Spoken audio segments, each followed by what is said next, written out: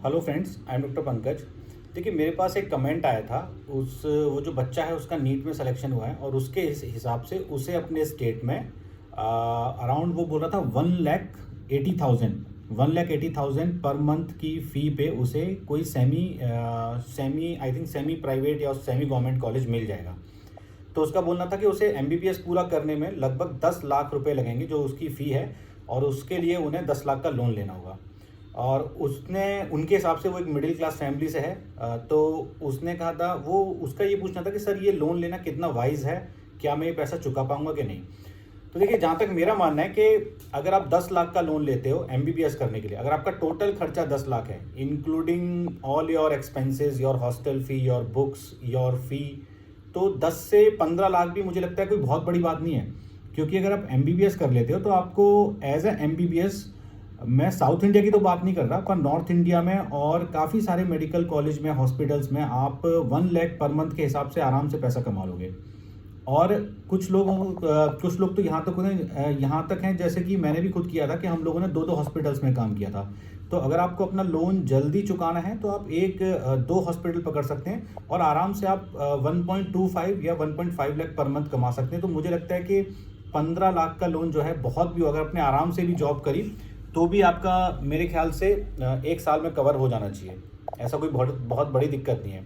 और देखिए, जहाँ तक लोन वाली बात है ना, लोन आपको लेना है या नहीं लेना है, ये आपका डिसीजन होता है, बेसिकली आपकी फैमिली का। तो मैं हमेशा बोलता हूँ कि जो लोन वाली बात है, या प्राइवेट सीट पे, या इंडिया से बाहर जाके अगर आपको एमबीबीएस करनी है, तो आप अपने पेरेंट्स से डिस्कस करें अच्छे से। क्योंकि पेरेंट्स जो होते हैं उनको रियल जो कंडीशन होती है, जो फाइनेंशियल कंडीशन होती है, वो अच्छे से पता होती है। ऐसा ना करें कि अपने पेरेंट्स पे अननेसेसरी अनड्यू प्रेशर डाल के उन्हें मजबूर करें कि वो आपको आउट ऑफ द वे जाके एक्सेस लोन लेके आपको एमबीबीएस में दाखिला दिलवाएं। और देखिए, आपको प्राइवेट मेडिकल कॉलेज में जाना है या नहीं जाना है, कितने महंगे मेडिकल कॉलेज में जाना है, ये डिपेंड करता है कि भाई आपकी जो फाइनेंशियल स्टेटस है फैमिली का, वो क्या है। मैंने यहाँ ऐसे भी बच्चे देखे हैं जिन्हें 2 करोड़ रुपए खर्च करने में भी कोई दिक्कत नहीं है, उनकी फैमिली के पास उतना पैसा है। और मैंने ऐसे भी बच्चे देखे हैं कि जिन्होंने जो कि गवर्नमेंट मेडिकल कॉलेज में आते हैं, तो वहाँ भी उन्हें कभी कभी लोन लेना पड़ जाता है। मतलब वो गवर्नमेंट मेडिकल कॉलेज की जो फ़ी होती है, सिंपल फ़ी जो होती है, कभी कभी 50,000 एक साल की, 25,000 एक साल की, उसे भी देने में वो लोन लेते हैं। ऐसे कुछ बच्चों को मैं जानता हूँ। तो देखिए, बट एक बात है, अगर मुझसे पूछा जाए, सपोज अगर मैं आपकी जगह होता और जो मेरा एक्सपीरियंस है उसके हिसाब से, तो मैं मतलब 15 से 50 लाख के या 50 लैक्स तक के लोन के लिए मैं उतना नहीं सोचता। क्योंकि मुझे पता है कि सपोज अगर आप महाराष्ट्र में भी रहते हैं, साउथ में भी रहते हैं, वहाँ आपको सैलरी ज़्यादा नहीं मिल रही है, तो मैं कुछ दिन के लिए दिल्ली आके जॉब कर लेता। और बहुत सारे, जब आप लोग मेडिकल साइंस करके दिल्ली में जेआरशिप करने आएंगे, तो आप देखेंगे कि बहुत सारे जेआर साउथ इंडिया के, बिहार के, अदर स्टेट्स के दिल्ली में जेआरशिप कर रहे हैं ज़्यादा पैसा कमाने के लिए। और अब बच्चे बोलेंगे सर दिल्ली में इतनी जल्दी जेआरशिप मिलती नहीं है। तो देखिए, तरीका वही है, मेरे पुराने वीडियोस देखेंगे, अगर आपको शुरू में गवर्नमेंट हॉस्पिटल में जेआरशिप नहीं मिल रही है तो कोई प्राइवेट हॉस्पिटल ज्वाइन कर लीजिए। उसके बाद प्राइवेट हॉस्पिटल ज्वाइन करके गवर्नमेंट के एग्ज़ाम देते रहिए। गवर्नमेंट में हमेशा हर कोई पूरी जेआरशिप नहीं करता, क्योंकि लोग पोस्ट ग्रेजुएशन की तैयारी में लग जाते हैं।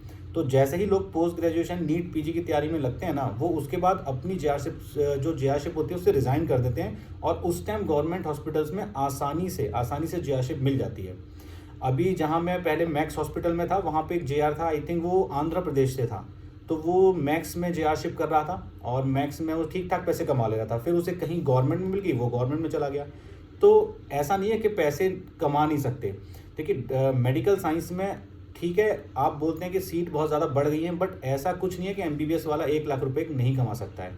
कितनी भी सीट बढ़ जाए, कुछ भी हो जाए, वो टाइम अभी मेडिकल साइंस में नहीं आया है कि कोई 1 लाख रुपए नहीं कमा पाएगा।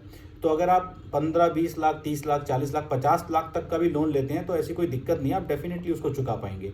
बट हाँ, मेरे बोलने से लोन नहीं लेना है, आपको अपने पेरेंट्स से बात करनी है, उनसे डिस्कस करनी है सारी चीज़ को, और तब जाके लोन लेना है।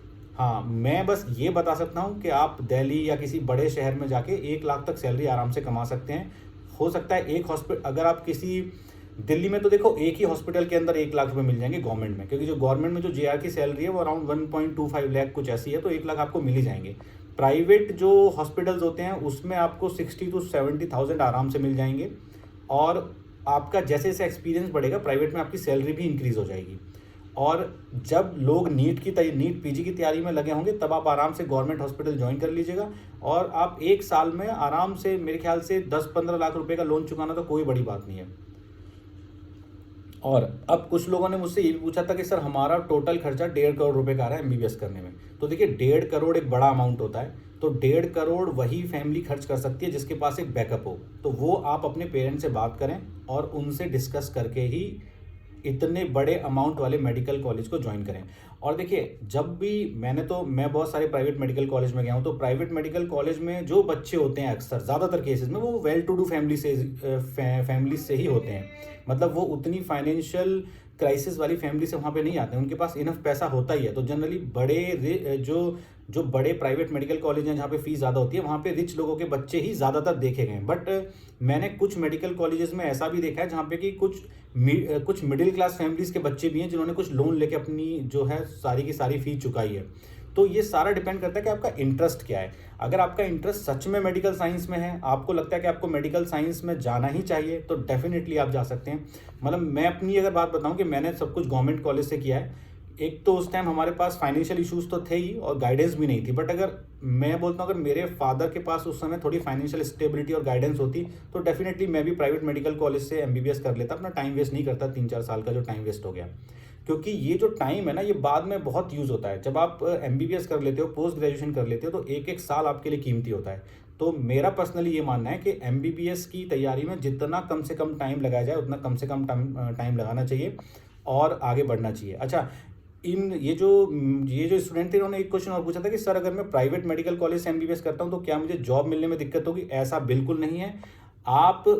मैं दिल्ली में इतने साल से हूँ, आप खुद आके देख सकते हो। दिल्ली के हर कॉलेज में आपको गवर्नमेंट मेडिकल कॉलेज के स्टूडेंट्स, प्राइवेट मेडिकल कॉलेज के स्टूडेंट, रशिया, चाइना, फिलीपींस के स्टूडेंट सब जेआर मिल जाएंगे। ऐसा कुछ नहीं है कि केवल गवर्नमेंट वालों को ही जेआरशिप मिलेगी, ऐसा बिल्कुल नहीं है, अपने दिमाग से निकाल दें।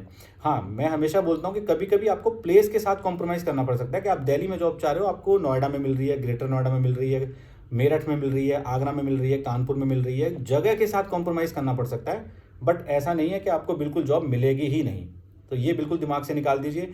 उनका ये भी बोलना था कि सर हमें पढ़ाई प्राइवेट मेडिकल कॉलेज में उतनी अच्छी नहीं होती क्या? ये भी बिल्कुल गलत है। देखिए प्राइवेट मेडिकल कॉलेज में क्या होता है कि ऑलमोस्ट सारी फैकल्टी अच्छी ही होती है। इवन मैं भी प्राइवेट मेडिकल कॉलेज में एज अ फैकल्टी काम कर चुका हूँ। जो बड़े बड़े टीचर्स होते हैं, एचओडीज जो होते हैं, जो गवर्नमेंट मेडिकल कॉलेज से रिटायर हो जाते हैं, वो प्राइवेट मेडिकल कॉलेज में ही ज्वाइन करते हैं मोस्ट ऑफ द टाइम। तो फैकल्टी में कोई कमी नहीं होती, क्लासेस भी रेगुलर होती हैं, अच्छे से सिखाया जाता है। ये बच्चे पे होता है कि उसे सीखना है कि नहीं सीखना। जैसे जब मैं सासाराम में एसआर था तो बच्चे थे जिनका मन नहीं करता था, पर कुछ बच्चे ऐसे थे जो अलग से आके बड़े ही इंटरेस्ट के साथ मुझसे पूछते थे। तो डिपेंड करता है कि बच्चों को सीखना है या नहीं सीखना है। अगर आपको सीखना है तो सिखाने वाले की कहीं कमी नहीं है, ना ही गवर्नमेंट मेडिकल कॉलेज में, ना ही प्राइवेट मेडिकल कॉलेज में। तो ये सब बातें अपने दिमाग से निकाल दीजिए। आप बस देखिए, जब भी आपको डाउट हो ना, आप ये देखिए कि आप खुद को क्या देखना चाहते हो। आप खुद को इंजीनियर देखना चाहते हो, खुद को चार्टर्ड अकाउंटेंट देखना चाहते हो, खुद को डॉक्टर देखना चाहते हो, क्या देखना चाहते हो? और जो भी देखना चाहते हो आप खुद को, अगर आप खुद को डॉक्टर देखना चाहते हो और अगर आपकी फाइनेंशियल कंडीशन अलाउ करती है या आप गवर्नमेंट सीट निकाल लेते हो, तो आप मेडिकल साइंस में जाओ और आप देखना अगर आपका इंटरेस्ट है तो आज से 10-15 साल बाद आप एक अच्छे डॉक्टर बनोगे ही बनोगे।